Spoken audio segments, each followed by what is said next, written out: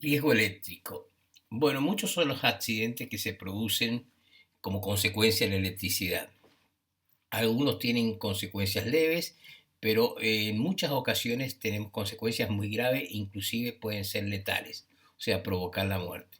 Por eso es importante repasar este tema y ver cuáles son las medidas preventivas y los elementos de protección personal, llegado el caso, a tener en cuenta y protección de las instalaciones para tratar de evitar o controlar este riesgo. Muchas son las causas que pueden producir un accidente por electrocución. Una de las más importantes es ignorar, o sea, no conocer las consecuencias que puede tener el no tener una prevención frente a que estamos ante una instalación eléctrica.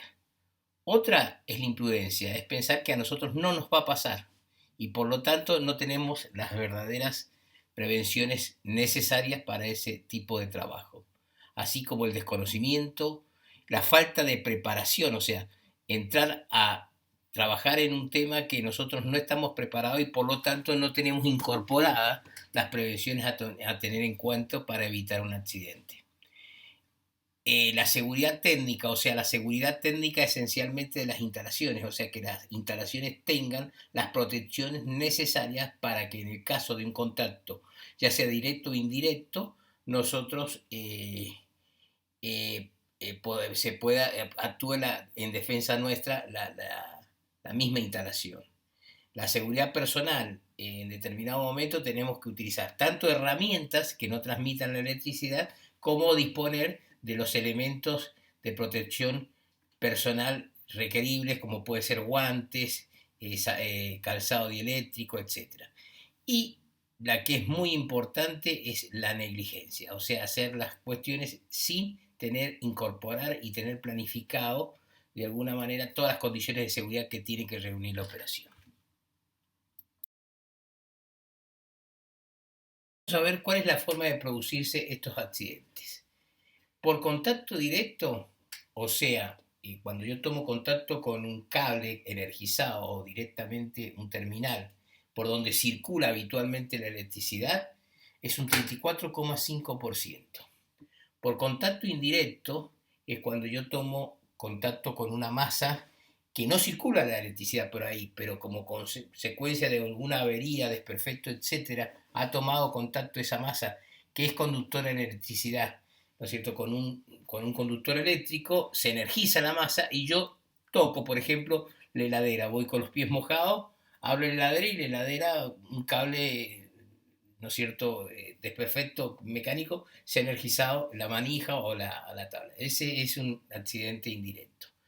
Y otro es el arco eléctrico, que se produce muchas veces cuando al producirse una diferencia de tensión muy importante dentro de un tablero, salta un arco eléctrico que me puede provocar quemaduras importantes, sobre todo en las manos o en la cara.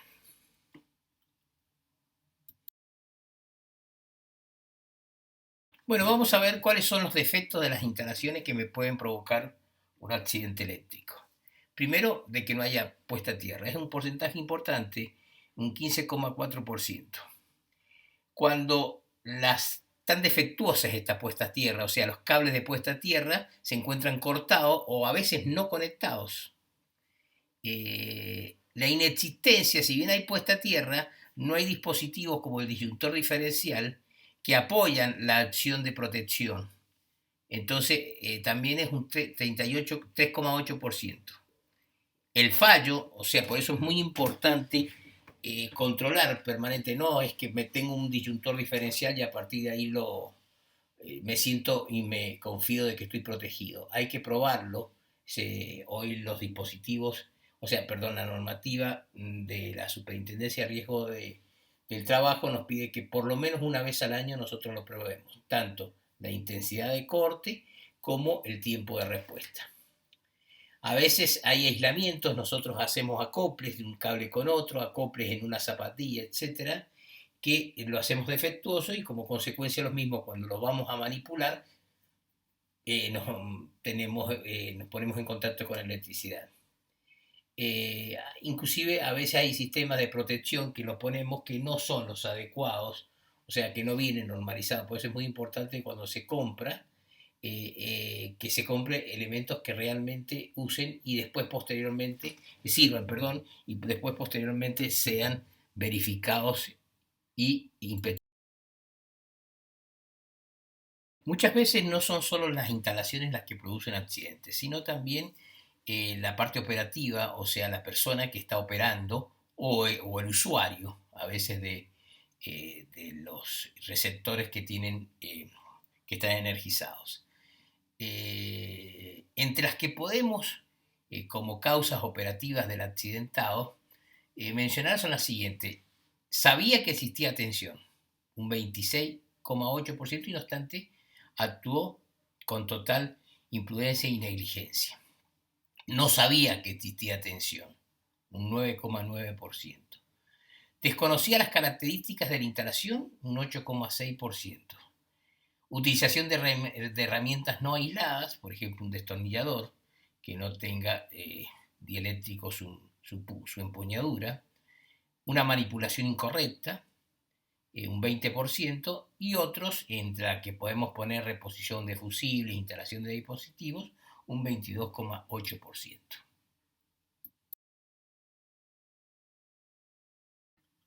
En conclusión, los factores que intervienen en un accidente eléctrico en general tienen una causa. Esta puede ser de carácter muy diverso, a veces pueden ir varias causas concurrentes. Un importante son los fallos técnicos, o sea que son imputables a que la instalación está defectuosa, y como tal, ¿no es cierto?, nos exponemos rápidamente a la acción de la electricidad. Otra es que el operador o el usuario tengan la responsabilidad en el de tener un fallo, ¿no es cierto? O sea, es imputable a la persona. Y a veces hay acciones que son de carácter peligrosas, que se deben a las instalaciones y a las personas, que también contribuyen a aumentar la posibilidad de un accidente. Y todo accidente es un hecho traumático. A veces tienen más gravedad o menos gravedad, pero siempre tienen una consecuencia negativa de la misma, que hay que tratar de rescatar la experiencia para que no se vuelva a repetir. O sea, el hecho de que se vuelva a repetir un mismo accidente es un total fracaso de la organización. Las consecuencias, esencialmente, ¿quién lleva las peores, digamos, consecuencias? Y el trabajador, o sea, que es el damnificado directo, él es el que recibe la lesión, inclusive hasta puede pagarlo con la propia vida. A su vez, todo su entorno íntimo, ya sea ascendente, padres, madres, descendente, hijos, eh, cónyuges, etcétera, todo se conmociona, realmente todo cambia como consecuencia de un accidente. La empresa también pierde, la empresa pierde mucho. Esencialmente pierde que algo falló de la organización, por la cual existió una condición peligrosa, o de alguna manera se verificó un acto inseguro, independientemente si hay una responsabilidad negligente o una responsabilidad imprudente, lo que fuera, pero el hecho existió. O sea que puede reconocerse en una falta de capacitación o una falta de control de las acciones, o una falta de normalización de los procedimientos operativos. Y la sociedad se ve afectada, el hecho de que una persona, como consecuencia de tener que buscar su sustento, o sea, a través de un medio digno como es el trabajo, sufre un accidente y a veces lo pague con su misma vida.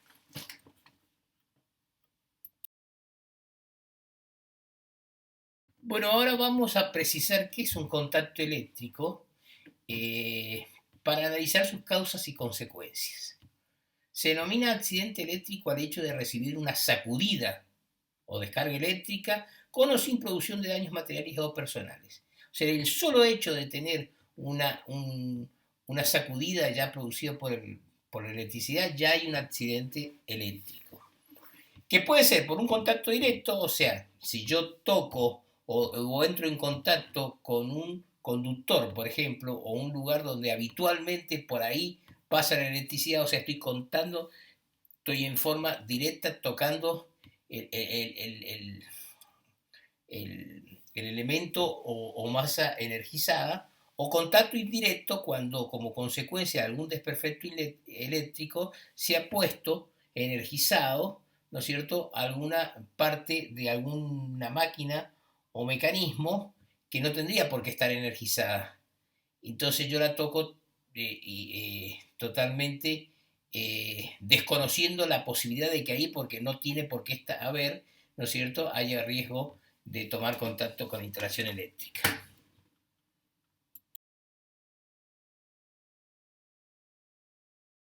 Podemos ver de una manera gráfica, en este dibujito, de alguna manera se muestra qué es un contacto directo. O sea, se produce cuando una persona toca o se pone en contacto involuntario o accidentalmente con un conductor, que es por donde se conduce la electricidad.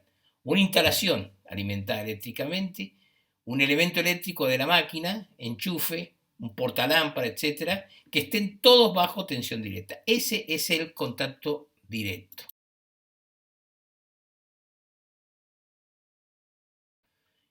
Después el contacto indirecto, muy común en los hogares, ¿no es cierto? Cuando como consecuencia de algún desperfecto, la masa, por ejemplo, en este caso, como muestra la figura de un lavarropa, se energiza.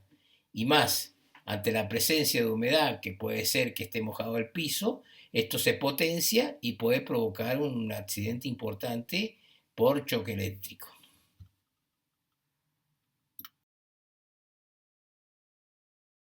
Bueno, vamos a ver las lesiones producidas por la corriente eléctrica.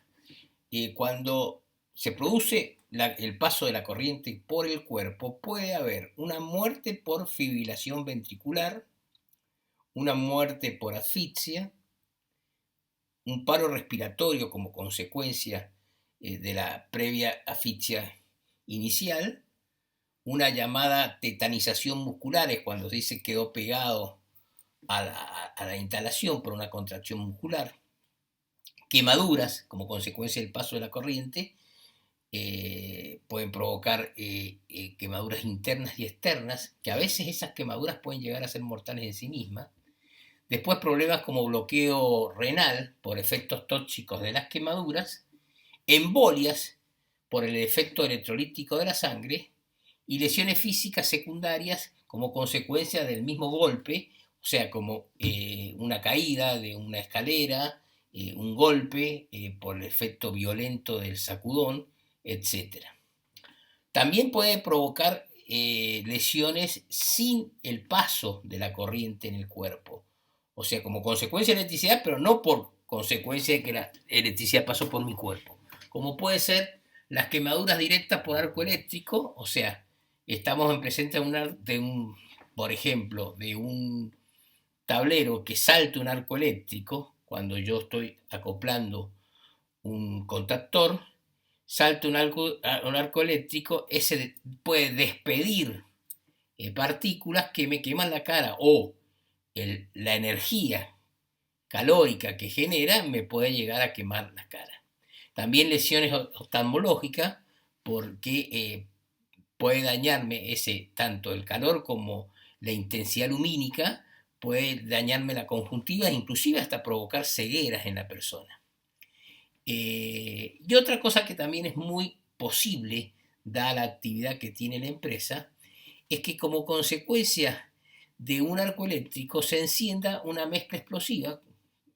Puede ocurrir, por eso se toman todas las prevenciones, cuando nosotros hacemos carga o descarga de líquidos combustibles, vapor, nafta, etc.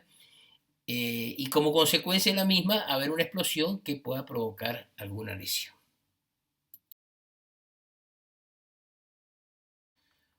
Vamos a ver ahora qué es la fibrilación ventricular.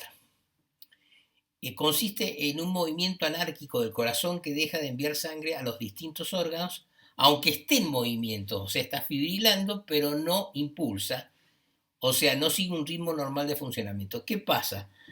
Las fibras del corazón, el corazón es un músculo, se van moviendo a través de una determinada frecuencia en forma compasada provocando lo que se llama el bombeo de la sangre a los distintos órganos y receptando el mismo. Pero tiene todo un compás y una frecuencia correspondiente. Si se produce el paso de la corriente, a veces, ¿qué pasa?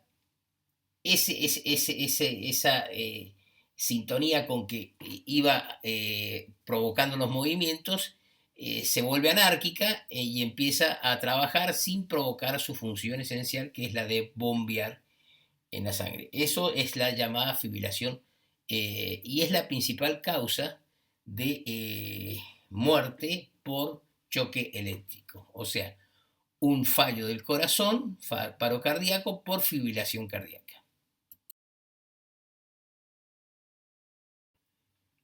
Asfixia se presenta cuando la corriente atraviesa sobre todo el tórax, impidiendo la contracción de los músculos de los pulmones, por lo tanto la respiración, ocasionando el paro respiratorio. Puede producir la muerte por anoxia, o sea, inmoviliza los músculos de tal manera que estos no ejercen su acción de movilizar al pulmón para que éste vaya enviando el aire a los lugares correspondientes. Si el cerebro se ve afectado por la falta durante no más de 4 minutos, por la falta de oxígeno en el cerebro, las neuronas del cerebro, ya sea de la parte fronteriza como en general, se atrofian y por lo tanto se produce la muerte cerebral por anoche. La tetanización muscular. Esta tetanización es un movimiento incontrolado de los músculos como consecuencia del paso de la corriente eléctrica.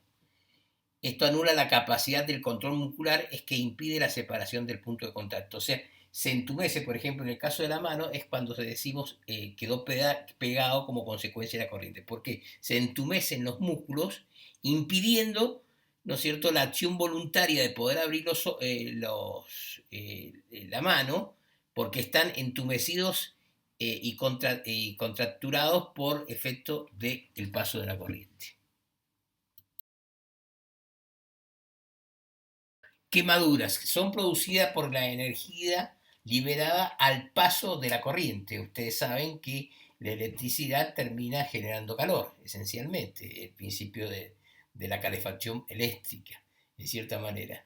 De tal manera que, bueno, al pasar corriente eléctrica por un órgano, este eleva su temperatura, quemando a veces que la gravedad de la misma depende del órgano afectado en cuanto a que sea crítico el órgano como tal o la cantidad de electricidad que ha absorbido por sus características. Otros efectos, el bloqueo renal, que es la paralización de la acción metabólica de los riñones, producido por los efectos tóxicos que produce las quemaduras. O sea, generalmente las quemaduras, cuando se producen quemaduras, se produce todo un desequilibrio metabológico que afecta esencialmente a los riñones, lo que impide la función de este y muchas veces genera lesiones muy graves que puede llevarnos hasta la muerte misma. ¿Quién provoca embolias? ¿Qué es una embolia? La embolia es la obstrucción de una arteria o vena por un cuerpo extraño, denominado émbolo, que va circulando por la sangre y que puede ser de origen externo o proceder de un trombo que se genera como consecuencia de la misma acción, una coagulación o que se desprende o algo que se desprende en una arteria, etcétera, que me impide el paso de la sangre como consecuencia de una obstrucción mecánica sobre las arterias o venas. ¿Qué factores influyen en el efecto eléctrico? Esencialmente la intensidad de la corriente. A mayor intensidad, mayor daño, mayor efecto. La duración del contacto eléctrico también es esencial. A mayor contacto, permanencia con el elemento alterador, que es la energía eléctrica, mayor daño en el cuerpo voy a tener. La resistencia eléctrica del cuerpo humano. O sea, hay personas que posiblemente tengan menos efectos que otros que son más susceptibles, más lábiles a que pueda tener una enfermedad. El recorrido de la corriente eléctrica, si pasa por el tórax, si pasa por el corazón, si pasa por el cerebro, depende por el lugar que ha transcurrido la corriente eléctrica, es el daño que me puede haber ocurrido. La tensión aplicada, a mayor tensión, mayor gravedad, y la frecuencia de la corriente.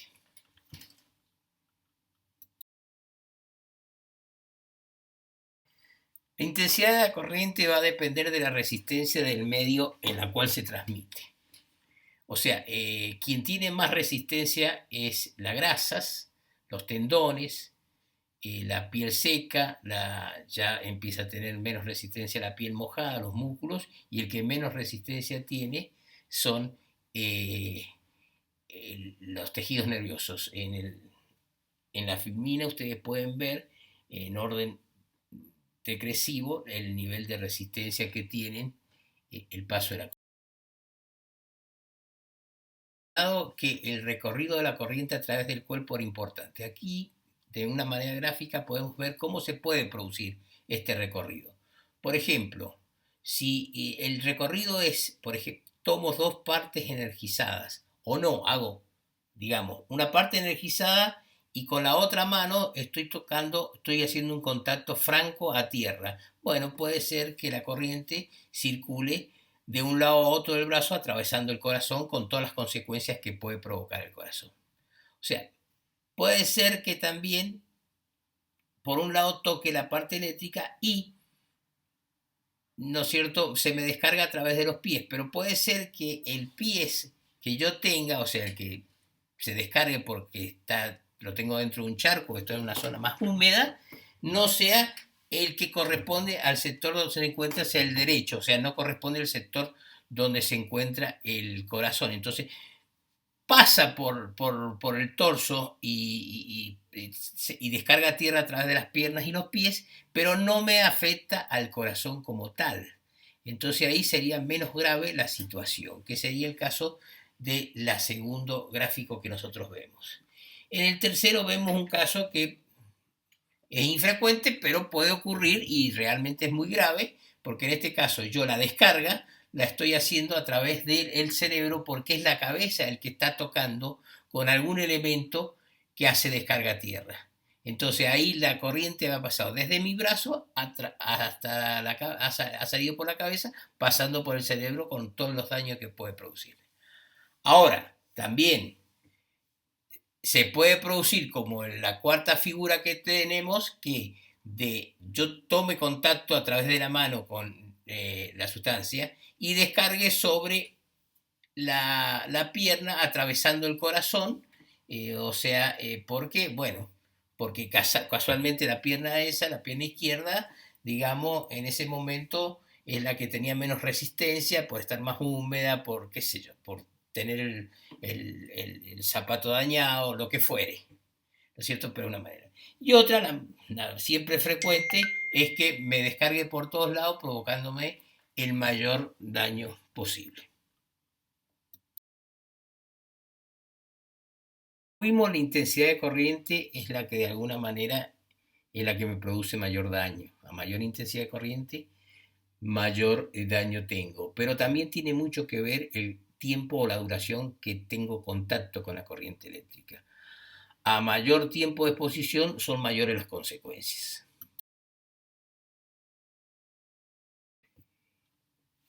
Vamos a ver cómo varían los efectos de la corriente en personas dependiendo del tiempo y de la intensidad de corriente. Como pueden ver en este gráfico, se encuentran en distintos colores los distintos riesgos. O sea, la zona 1, que está en color verde, es que no hay riesgo ninguno.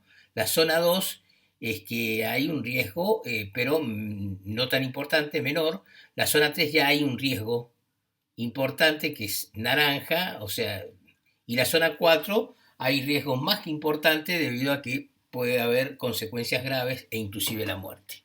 En función de esto vemos nosotros que a bajas periodos de tiempo, por ejemplo, menos de 0,1, si lo vemos en el gráfico, menos que se encuentra en la línea de abscisa, o sea, la horizontal, si vemos que menos de 0,5 miliamperes de intensidad de corriente, cualquiera sea el tiempo no nos pasa nada. Por eso hablamos muchas veces, se utiliza la baja tensión y baja intensidad de corriente para corrientes de seguridad. Ahora, en la medida que la intensidad de corriente va aumentando, vamos pasando por distintas zonas. Por ejemplo, supongamos que tenemos un tiempo correspondiente a 500 milisegundos y vamos aumentando la intensidad de corriente. Hasta los 0,5, digamos,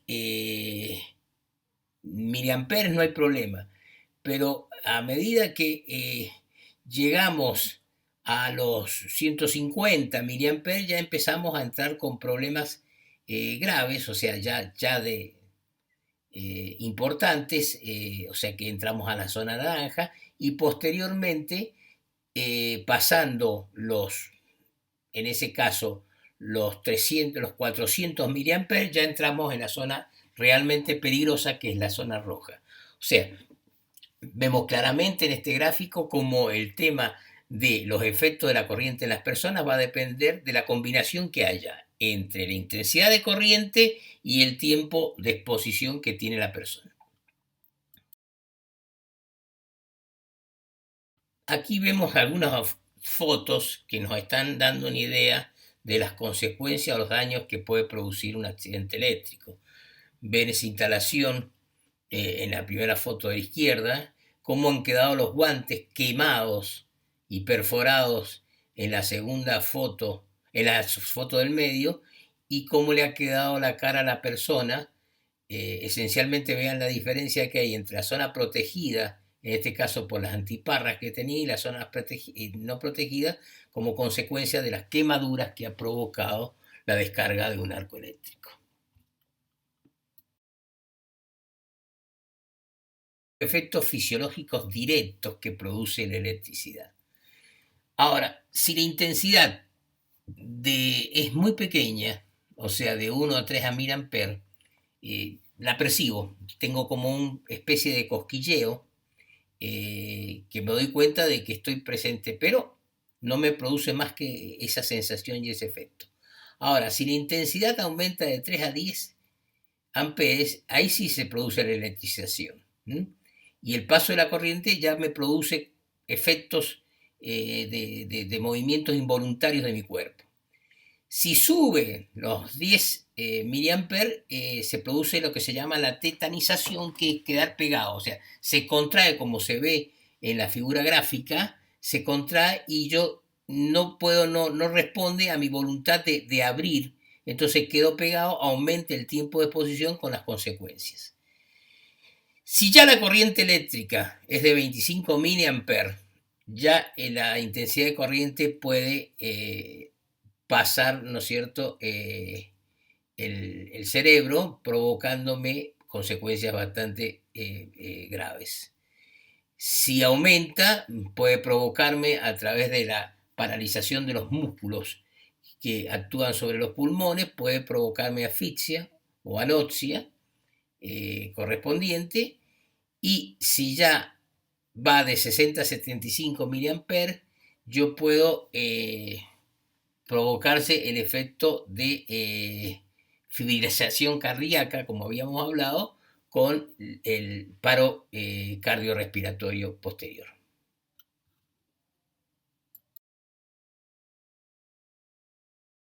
Bueno, vamos a ver los efectos fisiológicos indirectos de la electricidad. Lógicamente, corriente alterna y en baja frecuencia. El primer efecto es el trastorno cardiovascular. O sea, el choque eléctrico afecta al ritmo cardíaco y puede provocar situaciones y lesiones que van desde una taquicardia hasta un infarto. A su vez también provoca quemaduras internas. La energía disipada produce quemaduras internas, coagulación y carbonización, también depende de la intensidad y el tiempo.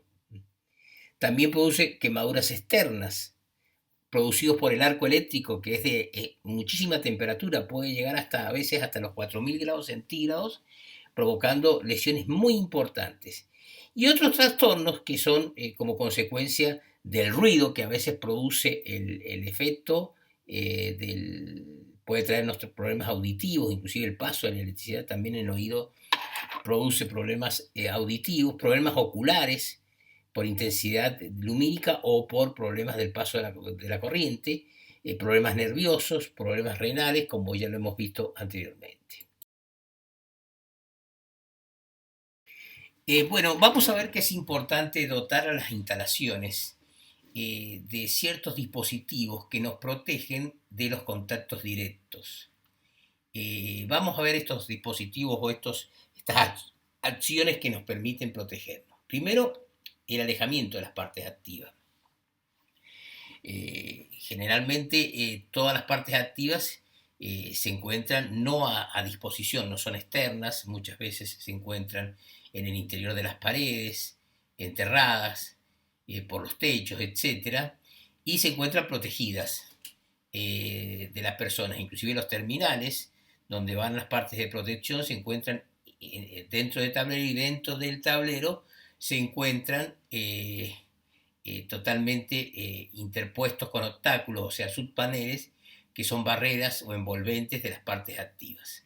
O sea, muchas veces las partes activas como tal se recubren en una empuñadura, puede darse el caso, y si tenemos que trabajar en un lugar donde las condiciones favorecen a la posibilidad de una electrocución, hay que siempre se procura, por ejemplo, el caso concreto de la limpieza de tanques, se procura trabajar de tanques de petróleo, en el caso de la empresa, se procura trabajar con pequeñas, o sea, con tensiones de seguridad de menos de 24 volts, para cualquier contacto directo que pueda haber no provoque nada a la salud.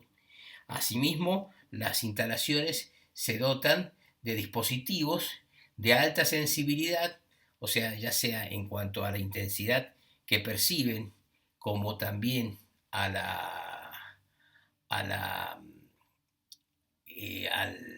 amperaje con que cortan, que producido una fuga, automáticamente abren el circuito y cortan la corriente eléctrica, que son los disyuntores diferenciales.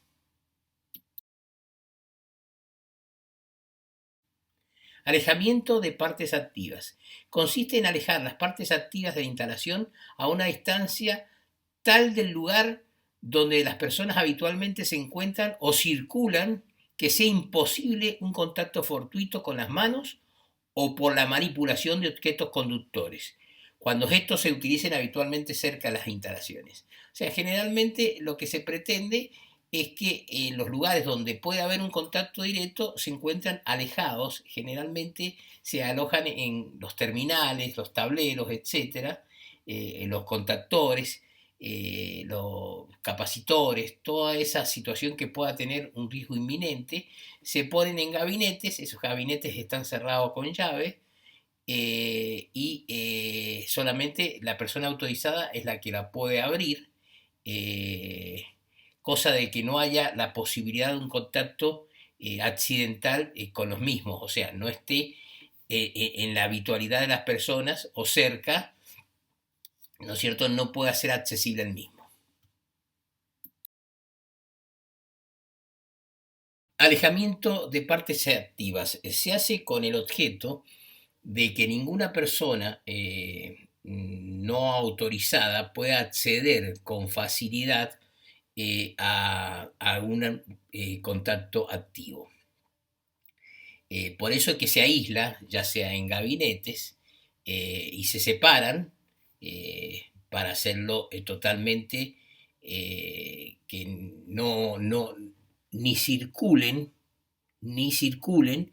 en distancias menores a 1 metro, ni tampoco puedan acceder en el interior del mismo, para lo cual se alojan en gabinetes, muchas veces con llaves, que solamente la pueden utilizar las personas autorizadas. Acá vemos, ¿no es cierto?, las distancias que se permite circulación cerca de algunos elementos activos. Interposición de obstáculos. Consiste en la interposición de obstáculos que impidan todo contacto accidental con las partes activas de la instalación. Los obstáculos de protección deben estar fijados en forma segura y resistir a los esfuerzos mecánicos usuales que puede presentar en su función. Si los obstáculos son metálicos y deben ser considerados como masa, se aplicará una de las medidas de protección previstas contra los contactos indirectos. Bueno, esto es cuando, por ejemplo, en el caso de que a veces en algunas industrias existe la media tensión, y ahí rebaja a baja tensión, bueno, como la situación se puede, solamente estos obstáculos son, se colocan los seccionadores dentro de una pequeña habitación y bueno, y el hecho que nos obliga a veces a acceder, o sea, nos ponen un obstáculo, como puede ser algún impedimento físico, para que nosotros nos acerquemos más de una determinada distancia, de tal manera de acceder para abrir o cerrar un seccionador, solamente accedemos con elementos de seguridad como puede ser una pértiga y generalmente nos obligan a estar subidos sobre taburetes para los fines de evitar un accidente ocasional. O sea, un accidente como consecuencia de la operación que estamos haciendo si estamos obligados a trabajar con tensión. Entonces, esos obstáculos se ponen sobre todo cuando el problema no solo me lo puede producir el contacto directo, sino también la inducción que me genera. Entonces, para tener esa distancia y evitar que cualquier acción de un falso contacto provoque, descargue un arco eléctrico que me pueda provocar quemaduras, etcétera, entonces se ponen estos obstáculos para trabajar.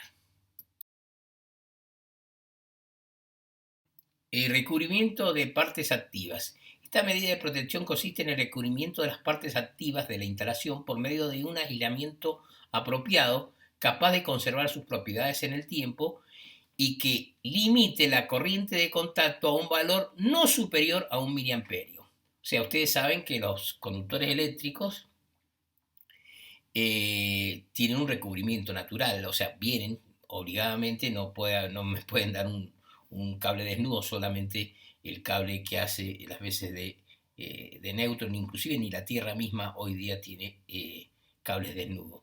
Entonces, ya hay una protección sobre eso. Generalmente se hace inaccesible a la gente, por lo cual van embutidos, etcétera, y protegidos mecánicamente a través de cañerías que pueden ser ahora plásticas o se está prefiriendo las cañerías de PVC a las cañerías para evitar cualquier accidente que pueda tener en cualquier acción de refacción, etcétera. Pero siempre se tiene que estar protegiendo de no tener con un elemento, ningún contacto directo con algún material que tenga una resistencia eléctrica importante que no me pueda transmitir más de 1 miliamperes de intensidad de corriente. Protección complementaria con diferencial de alta sensibilidad. El empleo del interruptor diferencial, o también llamado disyuntor diferencial, con una sensibilidad superior a los 30 mA, se reconoce como una medida de protección complementaria. Ojo, no es única, porque no actúa, sino va complementando a la puesta a tierra de la instalación. La utilización de estos dispositivos no debe realizarse nunca como sustitución alguna de las medidas anteriormente expuestas. O sea, todo forma parte de todo, o sea, que se tienen que, las distancias, los recubrimientos, la aislación, como también la actuación de estos dispositivos de alta sensibilidad por contacto ocasional, son complementarios, nunca son que uno sustituye al otro. Siempre se tienen que dar en forma complementaria. Pequeñas tensiones de seguridad. El empleo de pequeñas tensiones de seguridad es un sistema adecuado de protección contra contactos directos por sí mismo. O sea, para emplazamientos secos podemos trabajar más o menos con una tensión de 50 volts. Ahora, si el emplazamiento es húmedo o está mojado, no más de 12 volts, y en emplazamiento sumergido es requerible no más de 12 volts. Esto ustedes los pueden haber observado si han tenido que realizar trabajos de limpieza de tanques ustedes cuando ingresan con una portátil a un tanque o una iluminación, la misma tiene que ser de bajo voltaje, generalmente no más de 24 volts, para lo cual hay que tener un transformador o si esto es permanente, como en el caso de las bodegas, ya actualmente las nuevas tecnologías ya vienen con una línea directa de 24 volts donde cada uno va a enchufar en esa línea la lámpara o lo que vaya a usar para ingresar al tanque. O sea que está prohibido utilizar otra línea que no sea la de 24 volts para ingresar a los tanques y en el tablero se encuentra identificado casualmente con un color violeta, viene identificado la línea de bajo voltaje.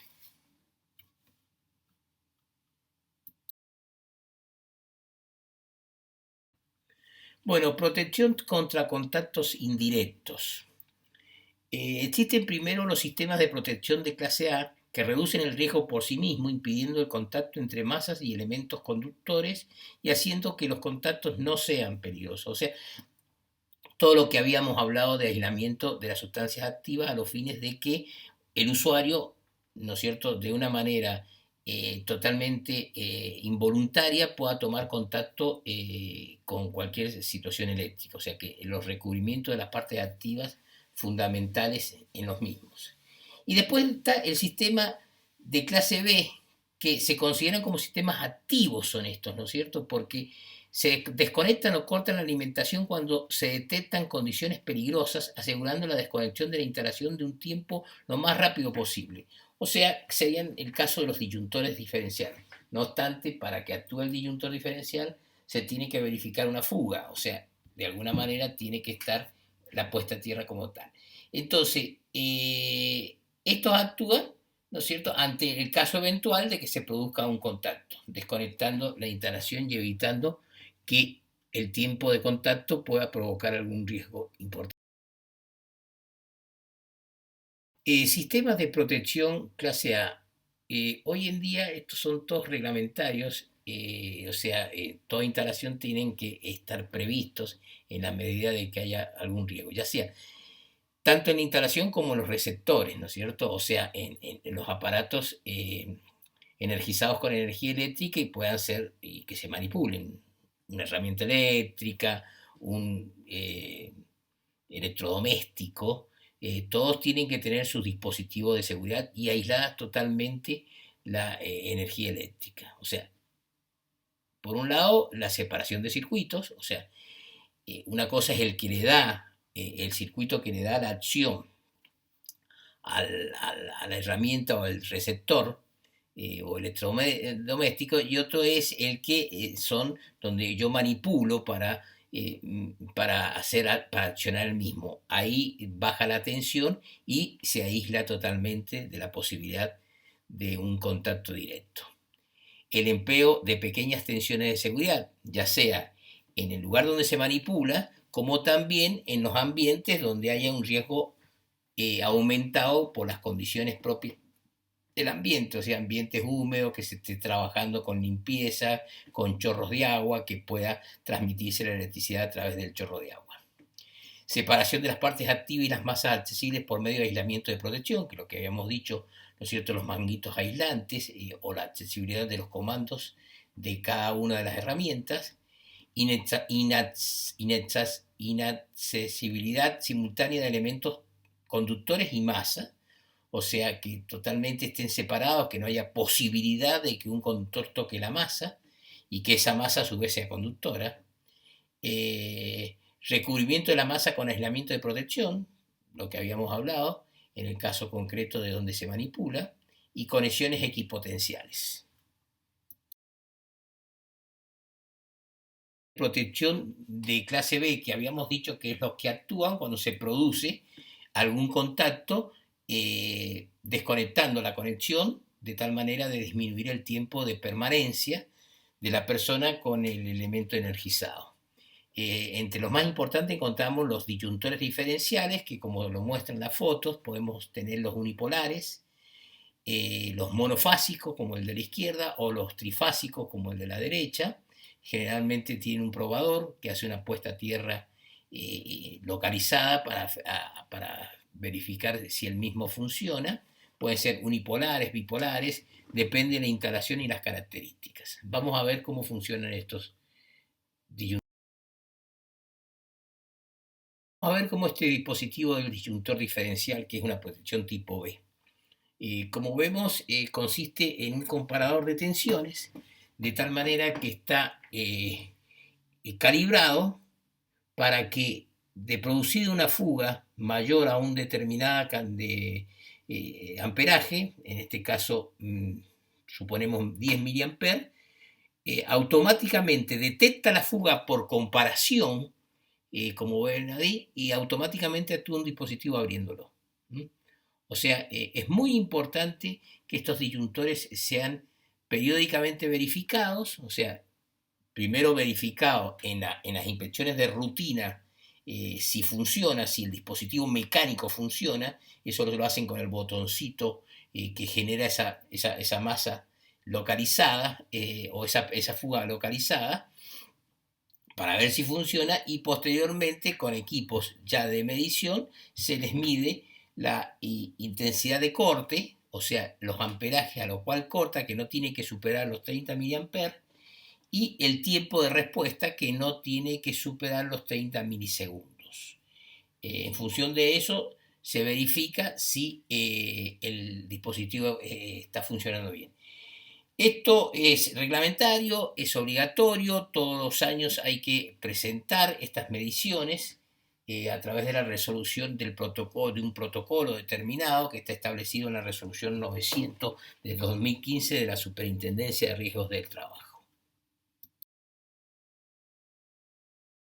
Entre los interruptores que existen están los de baja sensibilidad, cuando la corriente de fuga, o sea, cortan cuando la corriente de fuga supera los 300 miliamperes, los de alta sensibilidad, que cortan cuando la corriente de fuga supera los 30 miliamperes, que son los que están contemplados en nuestra legislación como reglamentarios.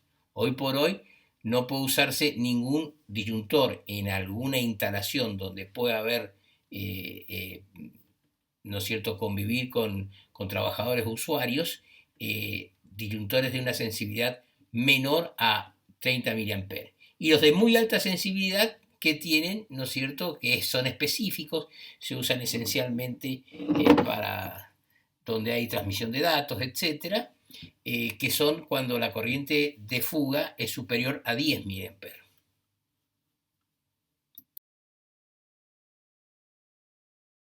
Bueno, de los sistemas de protección clase B, generalmente lo que es obligatorio y reglamentario hoy, pero lo que se debería por buenas prácticas habituar, es que el diferencial trabaje de manera complementaria a la puesta a tierra, o sea, la red a tierra.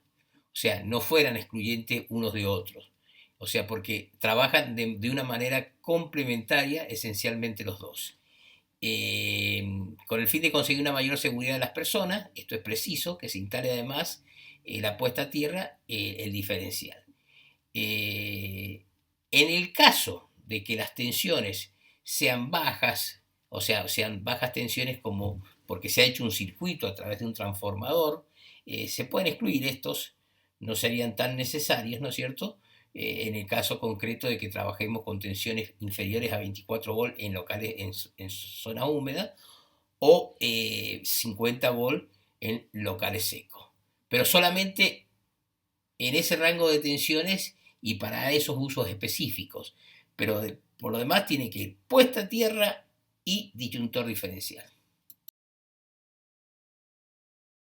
Ahora los trabajos en instalaciones eléctricas. Estos trabajos pueden realizarse sin tensión, que es lo recomendable, o con tensión cuando no nos queda alternativa, no podemos cortar la tensión.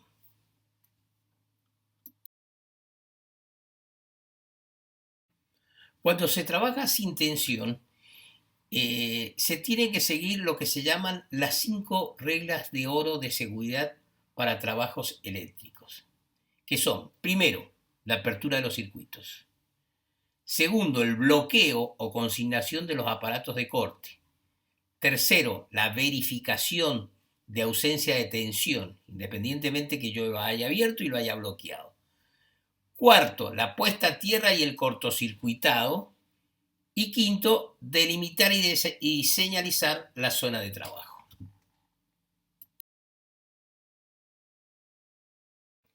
Bueno, habíamos dicho que lo primero era la apertura del circuito, o sea, a los fines de aislar toda la fuente de tensión que pueda alimentar la instalación en la que pueda trabajarse mediante los elementos de corte omnipolar. O sea, ¿qué quiere decir esto? Que la instalación debe cortarse desde su llave general y tiene que ser, o sea, totalmente efectiva, o sea, se tiene que mirar perfectamente que se ha realizado perfectamente el corte. A veces, en algunos casos, los cortes lo hace la distribuidora, o sea, donde yo necesito hacer sobre una línea de tensión en una fábrica interna, eh, entonces directamente de media tensión, donde directamente sale de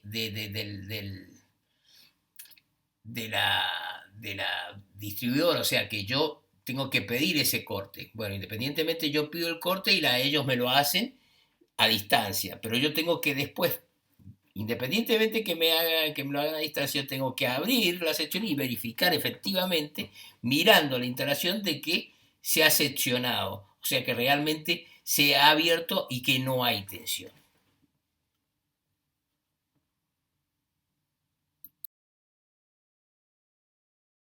Segunda medida habíamos hablado que era el bloqueo de los aparatos de corte, o sea, ¿qué es lo que yo me tengo? Que una vez abierto, me tengo que asegurar que ninguna otra persona que venga me lo pueda accidental o involuntariamente reponer. Porque imagínense que yo ya estoy trabajando como, ¿no es cierto?, que no hay tensión, por lo tanto, si me reponen la energía, me pueden electrocutar totalmente. Entonces, es importante que una vez que hemos abierto, por ejemplo, una llave térmica, existen bloqueadores de llave térmica que directamente se encuentra bloqueado, con ese bloqueador que es imposible, hay que forzarlo, porque eso se bloquea y después se cierra con un candado. Para reponer hay que romper el candado, o sea, y se le pone una tarjeta de señalización donde se dice que se está operando y quién está operando y dónde está operando. Entonces, a partir de ahí es muy importante ese bloqueo y señalización del corte que quede efectivo.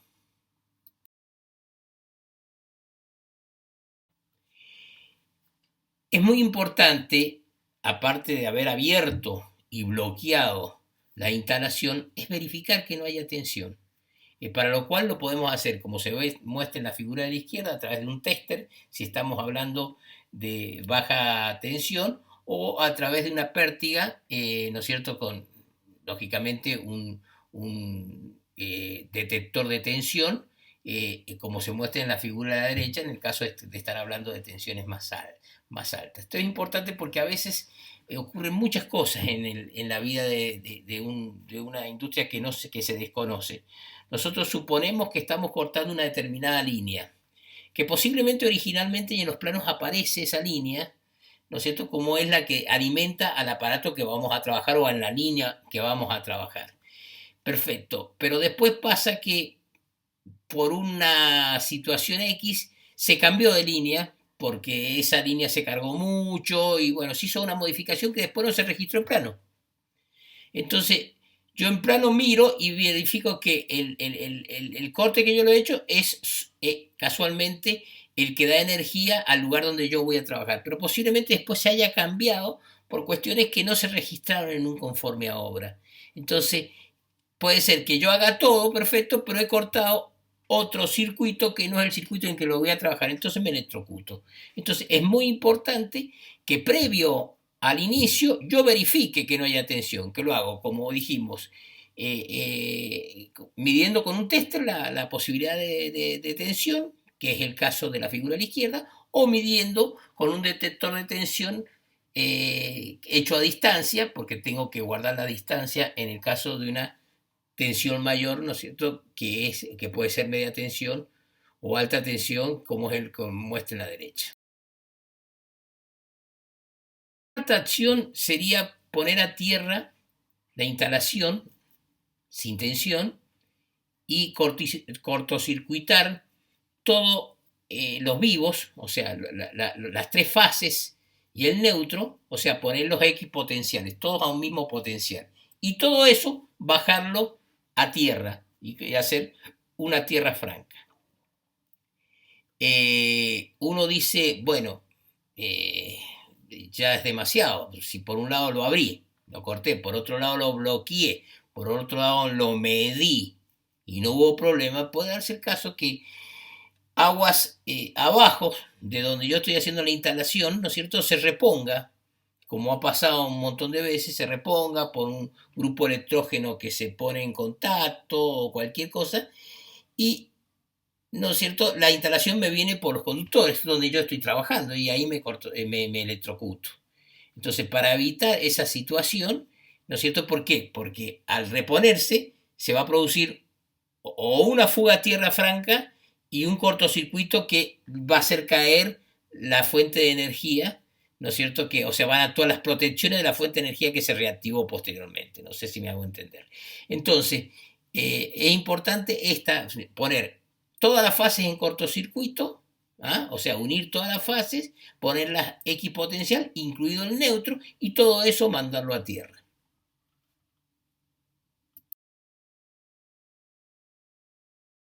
Por último, tengo que delimitar y señalizar la zona de trabajo. O sea, delimitarla con vallas como por ejemplo las vallas plásticas como se muestra en la figura, poner el elemento a tierra en forma franca y poner los carteles que indican la posibilidad de un riesgo eléctrico, como la prohibición de ingresar al área. Todas esas delimitaciones son importantes y ojo, una vez que se produce el proceso inverso, eso es lo último que se saca, es decir, se invierta, no se empieza sacando. Supongamos que ya terminamos de realizar el trabajo y tenemos que reponer la instalación, ¿no es cierto? Lo que se hace es avisar primero a la gente que ha cortado que se va a reponer la instalación por cualquier situación que pueda haber de la conexión introspectiva de la instalación. Después, levantar el bloque, sacar el cortocircuito, sacar la puesta a tierra, después hacer el desbloqueo de las llaves y después proceder a dar las llaves, ¿no es cierto?, para reponer. Y después que se ha terminado de hacer esa operación, recién ahí se sacan las señalizaciones correspondientes al trabajo que se estaba realizando.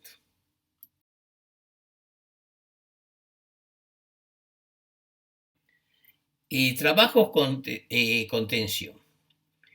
Todo personal que realice trabajos en tensión, en el caso de baja tensión, debe estar adiestrado en los métodos de trabajo a seguir en cada paso y debe disponer y hacer correcto uso del equipo establecido a tal fin. O sea, es importante primero que conozca, sea un especialista, haya recibido la especialización o la capacitación al respecto al mismo, y después que use todos los elementos de protección que se requieren, esencialmente lo que hace a guantes dieléctricos, en el caso de tener que manipular alguna situación en tensión, como también zapatos dieléctricos, eh, en lo posible y en lo mejor de las formas, no trabajar directamente sobre la tierra, sino a través de un taburete, dieléctrico también, y tener la mayor cantidad de elementos que me proteja ante cualquier eventualidad que yo pueda tener de contacto directo o indirecto con la tensión. Bueno, como habíamos hablado anteriormente, aquí detallo todas las medidas en forma detallada que se deben tomar cuando se trabaja con tensión. Primero, a nivel de suelo, colocar sobre objetos aislantes, puede ser una banqueta, puede ser una alfombra aislante, puede ser, eventualmente, si no lo tuviera, un elemento que de por sí es dieléctrico como una madera, o sea, un pedazo de madera seca también puede ser conforme a las tensiones que se tengan, lógicamente. Utilizar casco, o sea, el casco es aislante de la electricidad, ustedes saben que es muy grave que pase a través del cerebro la electricidad, entonces es determinante utilizar el casco por si yo hago un contacto ocasional con alguna parte que pueda estar conectada a tierra. Utilizar guantes aislantes de baja tensión, o sea, que son más flexibles, ¿no es cierto? Porque yo estoy trabajando en este caso en baja tensión, y todas las herramientas tienen que ser herramientas aisladas, ¿no es cierto? Con mangos totalmente aislados, etcétera, para que no haya ningún problema en caso de tomar un contacto.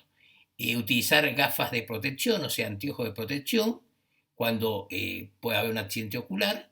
Utilizar ropa seca y llevar ropa de lluvia en caso de que haya lluvia para impermeabilizarme y no mojarme yo y aumentar la conductividad.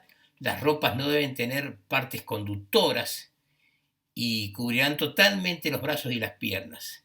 Hay que dar siempre que sea posible los conductores o partes conductoras desnudas que están en tensión próximos al lugar de trabajo, incluido el neutro. O sea, termino yo, me queda un canto vivo, lo aíslo hasta tanto después vaya a darle otra autorización, pero mientras tanto yo lo mantengo aislado. El aislamiento se efectúa mediante fundas, telas aislantes, capuchones, etcétera. La manera de no dejar siempre, ¿no es cierto?, expuesto sectores donde pueda haber la posibilidad de un contacto directo.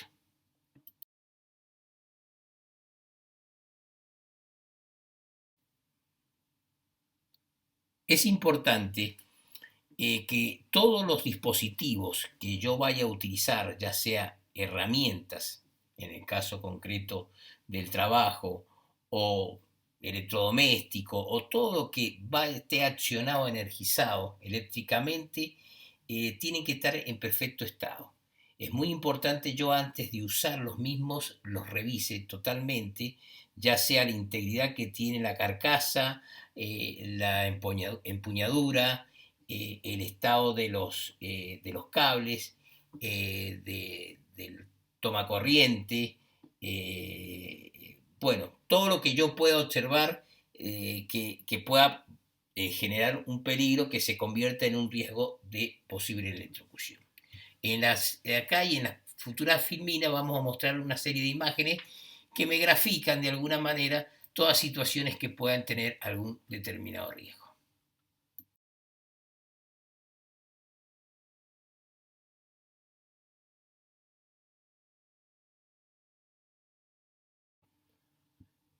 Bueno, la protección más importante, ya sea en forma pasiva para las instalaciones y activa ante la posibilidad de tener un riesgo cierto, un riesgo eléctrico, es la puesta a tierra. Los objetivos de instalar la puesta a tierra en conductores eléctricos, materiales y partes de equipos que no deben transportar corriente eléctrica es indeseable en forma permanente son estos.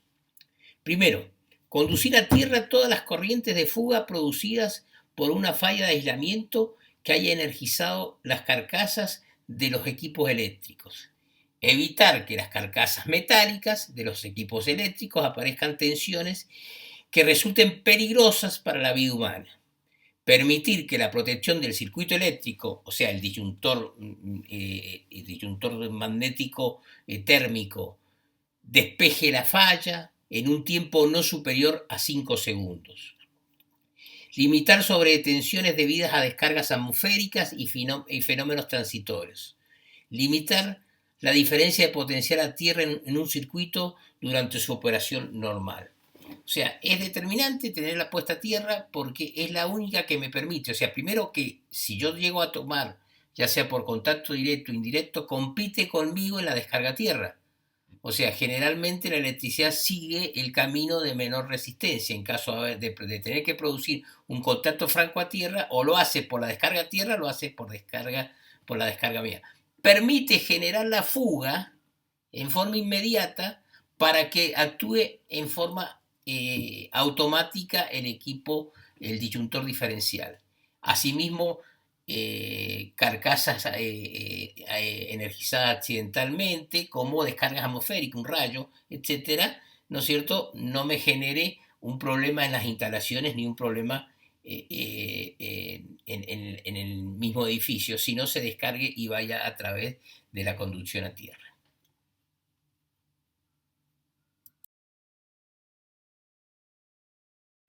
Bueno, en la foto inferior se ve, ¿no es cierto?, las tierras que van localizadas a través, se colocan sus terminales en una cajita, ¿no es cierto? Generalmente tienen una tapa redonda, tiene un morseto que lo agarra al cable de descarga a tierra, lo agarra a la jabalina, que es la que va a hacer la descarga franca a tierra. Pueden ser horizontales, generalmente se rodean de tierras conductoras y de salitre como para aumentar, y se trata de que en lo posible esté lo más húmedo posible. Pueden ser verticales, como se muestra en la primera figura, horizontales, como se muestra en la segunda, o para aumentar todavía la dispersión, o sea, aumentar la descarga a tierra, se puede hacer una parrilla abajo que aumenta el área de contacto entre la tierra y el cable de descarga, que hace una descarga mucho más franca.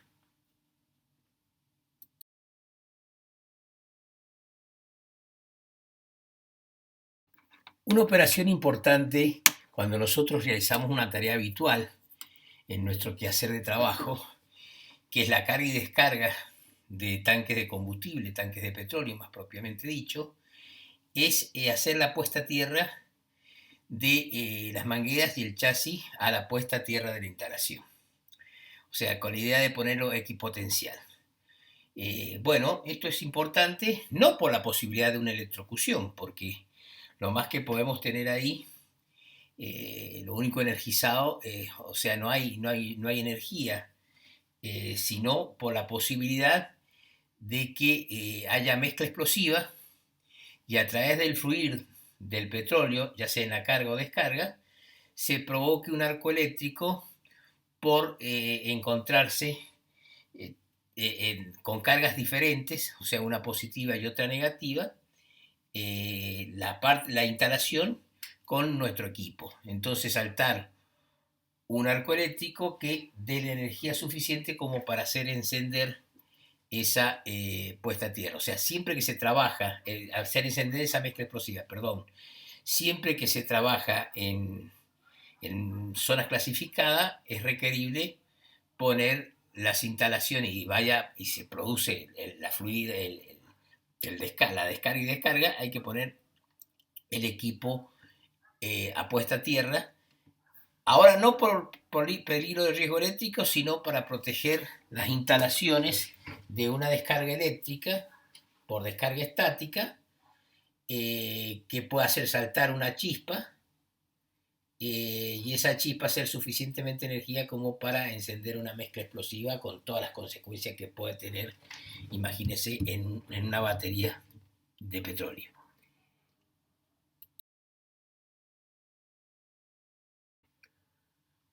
Bueno, ¿cuáles son las medidas básicas a realizar si nosotros nos encontramos con la desagradable situación de un accidentado eh, por accidente eléctrico?